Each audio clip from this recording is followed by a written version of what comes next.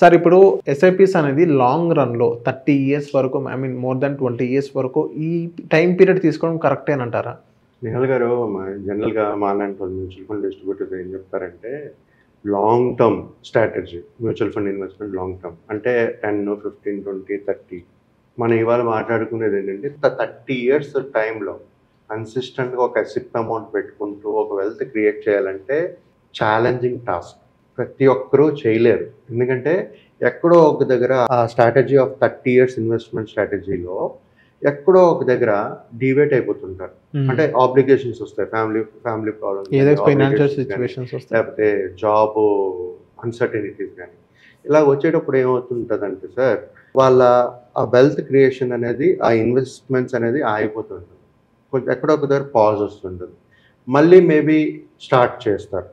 But ఇలాంటి 30 years డ్యూరేషన్‌లో మన wealth create చేయాలంటే, ఒక స్టడీ జాబ్ ఉంటూ, ఒక డిసిప్లిన్డ్ వేలో ఇన్వెస్ట్‌మెంట్స్ చేస్తేనే ఒక వెల్త్ అనేది క్రియేట్ అవుతది. Right sir? ఇలాంటివి కాపోతే ఇంత సమయం ఉండేటప్పుడు వాళ్ళు ఇన్వెస్ట్‌మెంట్స్ అనేది ఈజ్ చేసుకోవాలి. అంటే తక్కువ అమౌంట్‌తో మంచి వెల్త్ అనేది క్రియేట్ చేసుకోవచ్చు. కన్సిస్టెంట్‌గా ఇన్వెస్ట్‌మెంట్స్ అనేది చేస్తూ ముందుకు వెళ్ళాలి. సో, ఈ ప్రాసెస్‌లో చూసుకుంటే సార్, మన పేమెంటు ప్రతి నెల ఎస్ఐపి అనేది ఒకేసారి కొంతమంది లంసమ్‌గా పెట్టలేరు. సో, ఈ ఎస్ఐపి అనేది ఏంటంటే వాళ్ళకి ఈజీగా ఉంటుంది. ప్రతి నెల పే చేయడానికి. సో, ఆ ఎఫర్ట్ అనేది కొంచెం చేసుకుంటే మనకు మంచి వెల్త్ అనేది క్రియేట్ అవుతది.